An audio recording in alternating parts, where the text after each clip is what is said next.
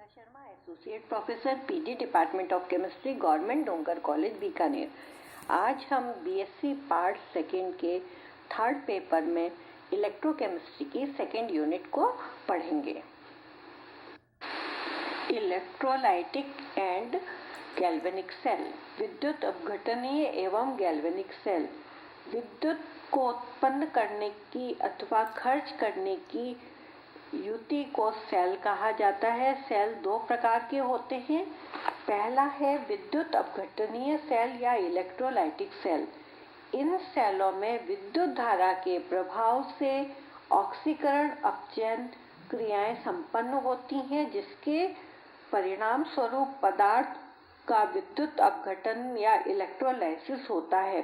अतः इन सेलों में विद्युत ऊर्जा को रासायनिक ऊर्जा में परिवर्तित किया जाता है। In electrolytic cell it convert electric energy into chemical energy. Second है विद्युत रासायनिक सेल या इलेक्ट्रोकेमिकल सेल। ये उपयुक्त विद्युत अपघटनीय सेल से विपरीत प्रकार के सेल होते हैं। इनमें रासायनिक ऊर्जा को विद्युत ऊर्जा में रूपांतरित किया जाता है। It convert chemical energy into the electric energy. इनमें यौगिकों की ऑक्सीकरण अपचयन क्रियाओं से विद्युत धारा का उत्पन्न किया जाता है। इस प्रकार के सेलों के बारे में प्रारंभिक खोज लुइस गैल्वेनी ने की थी और सन 1800 में एलेसेंड्रो वोल्टा द्वारा की गई थी। अतः इसे गैल्वेनी सेल या वोल्टेक सेल कहा जाता है। एक टिपिकल गैल्वेनिक सेल या वोल्टीय सेल की कार्यप्रणाली को हम इस चित्र द्वारा समझा सकते हैं।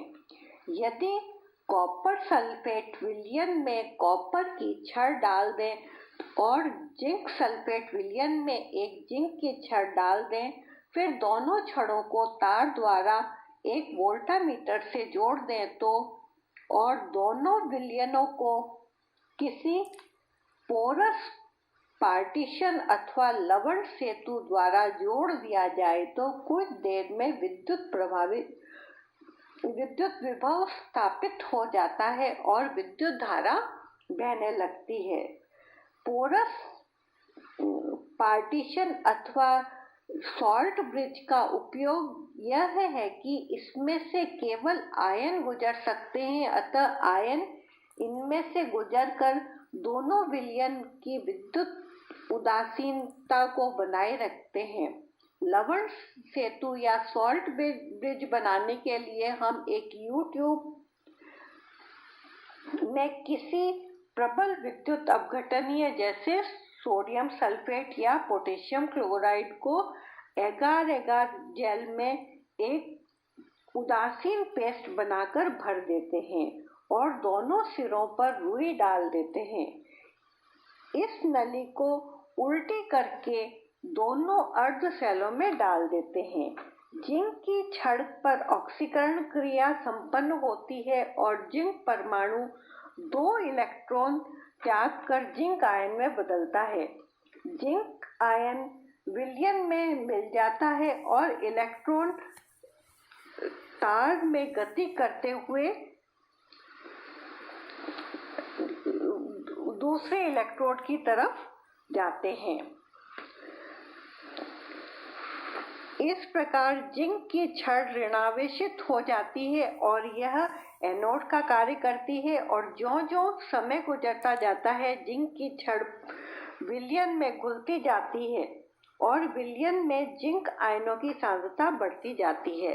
यह अर्ध या आधी सेल अभिक्रिया या हाफ सेल रिएक्शन कहलाती है। दूसरी हाफ रिएक्शन दूसरे खंड में संपन्न होती है।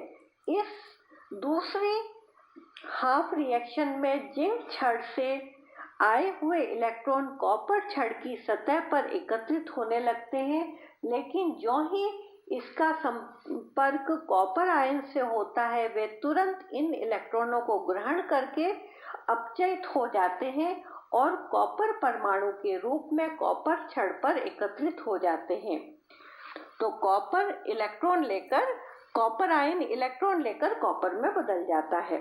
जैसे जैसे समय गुजरता जाता है विलयन में कॉपर आयनों की सांद्रता घटती जाती है और कॉपर की छड़ मोटी होती जाती है।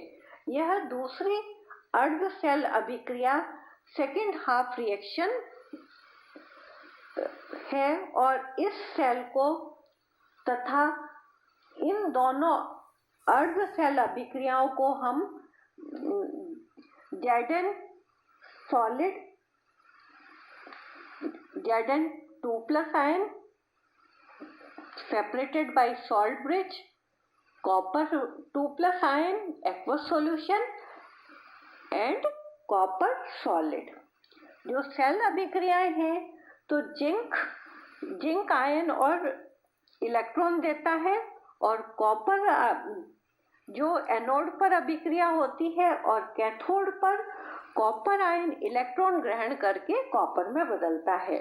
तो जो टोटल सेल अभिक्रिया है वो zinc solid plus copper 2+ ion converted into zinc ion aqueous solution plus copper solid. Simple galvanic cell के उदाहरण के रूप में हम डेनियल सेल लेते हैं। डेनियल सेल में एक जार होता है जिसमें एक पोरस पॉट रख दिया जाता है। बाहर के जार में कॉपर सल्फेट का विलयन भरकर उसमें कॉपर की लीफ लटका दी जाती है, जबकि अंदर के सरंध्र पात्र में जिंक सल्फेट का विलयन डालकर उसमें जिंक की छड़ लटका दी जाती है। दोनों इलेक्ट्रोड बाहर की ओर प्लेटिनम के तार द्वारा एक वोल्टमीटर से जुड़े रहते हैं जिसमें विद्युत धारा के प्रवाह की दिशा दर्शाई जाती है। इस विद्युत परिपथ के साथ बाहर की ओर एक अन्य परिपथ बनाकर इस सेल में विद्युत का उपयोग किसी उपयोगी कार्य किसी मोटर चलाने में किया जा सकता है। एक प्रारूपिक डेनियल सेल का डायग्राम हमने इसमें दिखा रखा है और इसकी जो सेल आरेख को हम platinum solid, zinc solid dipped in zinc aqueous ion separated by porous pot, copper 2+ aqueous ion, copper solid and platinum solid। इस आरेख के द्वारा परिपथ को दिखाया जाता है। बाह्य परिपथ का स्विच चालू करने के बाद हम देखते हैं कि जिंक घुलता जाता है, कॉपर इलेक्ट्रोड पर कॉपर एकत्रित होता जाता है। बाह्य परिपथ या एक्सटर्नल सर्किट में इलेक्ट्रॉन जिंक इलेक्ट्रोड से कॉपर इलेक्ट्रोड की तरफ बहते हैं। अगर हम इसको मोटर से जोड़ते हैं तो मोटर घूमती है। इन सभी क्रियाओं में रासायनिक परिवर्तन हम निम्न समीकरणों के द्वारा दिखाते हैं। बाईं ओर के इलेक्ट्रोड या एनोड पर ऑक्सीडेशन की क्रिया होती है जिसमें जिंक सॉलिड जिंक आयन में बदलता है और इलेक्ट्रॉन त्यागता है। जो एक्सटर्नल सर्किट है उसमें विद्युत का बहाव होता है और इलेक्ट्रॉन जिंक इलेक्ट्रोड से लेकर कॉपर इलेक्ट्रोड की तरफ जाते हैं।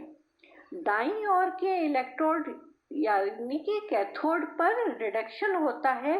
कॉपर आयन इलेक्ट्रॉन ग्रहण करके कॉपर में बदलते हैं और वो कॉपर इलेक्ट्रोड पर डिपॉजिट हो जाते हैं। तो हम कह सकते हैं कि जो टोटल रिएक्शन है वो उसमें जिंक सॉलिड कॉपर आयन से रिएक्ट करता है और जिंक आयन और कॉपर बनाता है। इस प्रकार से इस सेल अभिक्रिया द्वारा बाह्य परिपथ में विद्युत धारा प्रवाहित होती रहेगी जब तक कि जिंक की छड़ पूरी घुल ना जाए या कॉपर आयन समाप्त नहीं हो जाए। रिवर्सिबल और इरिवर्सिबल सेल। उत्क्रमणीय तथा अनुत्क्रमणीय सेल। विद्युत रासायनिक सेल में रासायनिक ऊर्जा का विद्युत ऊर्जा में परिवर्तन होता है, अतः यह ऊष्मागतिकी का अनुप्रयोग है और इस प्रकार के उत्क्रमणीयता की धारणा को लागू किया जा सकता है। इसके अनुसार विद्युत रासायनिक सेल दो प्रकार के होते हैं, रिवर्सिबल और इरिवर्सिबल। रिवर्सिबल सेल उस सेल को कहते हैं जिस पर अनंत सूक्ष्म मात्रा में सेल के विद्युत वाहक बल या ईएमएफ से अधिक किंतु विपरीत दिशा में ईएमएफ बल लगाया जाए तो सेल में विद्युत धारा भी विपरीत दिशा में बहने लगेगी और सेल की क्रियाएं भी विपरीत दिशा में संपन्न होने लगेगी। फॉर एग्जाम्पल, डेनियल सेल एक रिवर्सिबल सेल है। यदि इस सेल को विपरीत दिशा में कार्य करने वाले विद्युत वाहक बल के एक ऐसे स्रोत से जोड़ दिया जाए जिसका विद्युत वाहक बल सेल के ईएमएफ से अनंत सूक्ष्म मात्रा में कम हो तो बाह्य परिपथ में इलेक्ट्रॉन जिंक से कॉपर की ओर प्रवाहित होंगे। तो जिंक कॉपर आयन से रिएक्ट करके जिंक आयन और कॉपर बनाता है। यदि इस बाह्य स्रोत के विद्युत वाहक बल को इतना बढ़ा दिया जाए कि वह सेल के विद्युत वाहक बल के बिल्कुल बराबर हो जाए तो सेल में विद्युत धारा का प्रवाह एकदम बंद हो जाएगा, और यदि बाह्य स्रोत के विद्युत वाहक बल को इतना बढ़ाया जाए कि उसका मान सेल के ईएमएफ के से अनंत सूक्ष्म मात्रा में अधिक हो जाए तो सेल में विपरीत दिशा में विद्युत धारा बहने लगेगी और बाह्य परिपथ में इलेक्ट्रॉन कॉपर से जिंक की ओर प्रवाहित होने लगेंगे। तो कॉपर जिंक आयन से रिएक्ट करके कॉपर आयन और जिंक में बदलेंगे। इस प्रकार एक रिवर्सिबल सेल पर लगाए गए एक्सटर्नल ईएमएफ को विपरीत दिशा में सेल के ईएमएफ से अनंत सूक्ष्म मात्रा में बढ़ाने पर भी सेल में विद्युत धारा की दिशा तथा सेल क्रियाएं विपरीत हो जाती हैं। डेनियल सेल एक रिवर्सिबल सेल है जिसको हम copper plus zinc ion convert into copper ion plus zinc द्वारा दिखाते हैं। दूसरे तरह का सेल है अनुत्क्रमणीय सेल या इरिवर्सिबल सेल। इरिवर्सिबल सेल में अनंत सूक्ष्म मात्रा में सेल के विद्युत वाहक बल से अधिक किंतु विपरीत दिशा में ईएमएफ लगाया जाए तो सेल में विद्युत धारा तो विपरीत दिशा में बहने लगेगी, लेकिन सेल की क्रियाएं विपरीत नहीं होंगी। इस स्थिति में दूसरी नई सेल क्रियाएं संपन्न होती हैं। फॉर एग्जाम्पल, यदि H2SO4 में कॉपर व जिंक के इलेक्ट्रोड लगा दिए जाए तो यह एक अनुत्क्रमणीय सेल बन जाएगा। इस सेल के दोनों इलेक्ट्रोडों को यदि एक तार से जोड़ दिया जाए तो विद्युत पथ पूर्ण हो जाएगा और विद्युत धारा का प्रवाह होने लगेगा। इस सेल में जिंक घुलता जाएगा और कॉपर इलेक्ट्रोड पर हाइड्रोजन मुक्त होगी। तो zinc plus H ion convert into zinc ion plus hydrogen. इस प्रक्रम में एक्सटर्नल सर्किट द्वारा इलेक्ट्रॉनों का प्रवाह जिंक इलेक्ट्रोड से कॉपर इलेक्ट्रोड की ओर होने लगेगा। यदि इस सेल पर विद्युत वाहक बल को विपरीत दिशा में लगाया जाए और जो अनंत सूक्ष्म मात्रा में भी सेल के विद्युत वाहक बल से कम हो तो विद्युत धारा उसी दिशा में बहती रहेगी, लेकिन यदि यह बल अनंत सूक्ष्म मात्रा में भी सेल के विद्युत वाहक बल से अधिक हो जाएगा तो विद्युत धारा विपरीत दिशा में बहने लगेगी। अब कॉपर घुलता जाएगा और जिंक पर हाइड्रोजन गैस मुक्त होने लगेगी।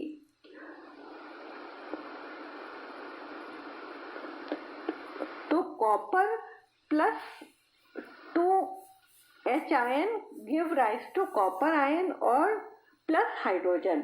ये दोनों जो जिंक और कॉपर की हाइड्रोजन आयन के साथ अभिक्रियाएं हैं वो एक दूसरे की विपरीत अभिक्रिया नहीं है।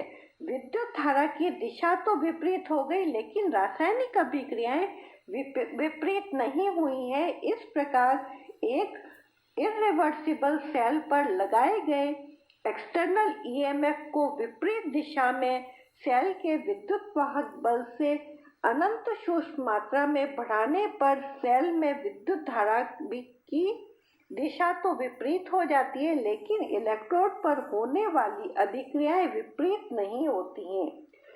एक उत्क्रमणीय सेल में प्रयुक्त होने वाले इलेक्ट्रोडों को उत्क्रमणीय इलेक्ट्रोड या रिवर्सिबल इलेक्ट्रोड कहा जाता है।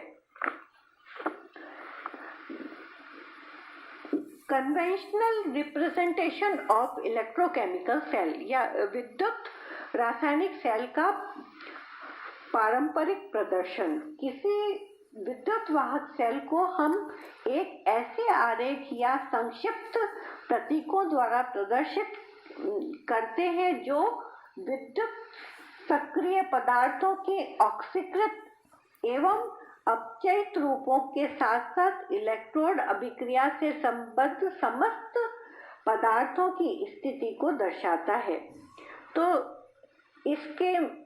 इस आरेख में प्रमुख लक्षण या आरेख बनाने की विधि में निम्न पॉइंट हम ध्यान में रखते हैं। पहला है धातुओं के इलेक्ट्रोडों को सिरों पर या टर्मिनल पर लिखा जाता है। विलयशील पदार्थों को मध्य भाग में लिखा जाता है। समस्त पदार्थों की अवस्था, सक्रियता एवं सांद्रता तथा दाब आदि को दर्शाया जाता है। यदि कुछ सूचनाओं की आवश्यकता नहीं हो तो संक्षिप्त आरेख में उन्हें हटाया जा सकता है। दो प्रवस्थाओं की परिसीमा दर्शाने के लिए एक खड़ी रेखा खींची जाती है। दो विलयशील द्रव प्रवस्थाओं के मध्य के संधि या जंक्शन को दर्शाने के लिए एक खड़ी टूटी लाइन खींची जा सकती है।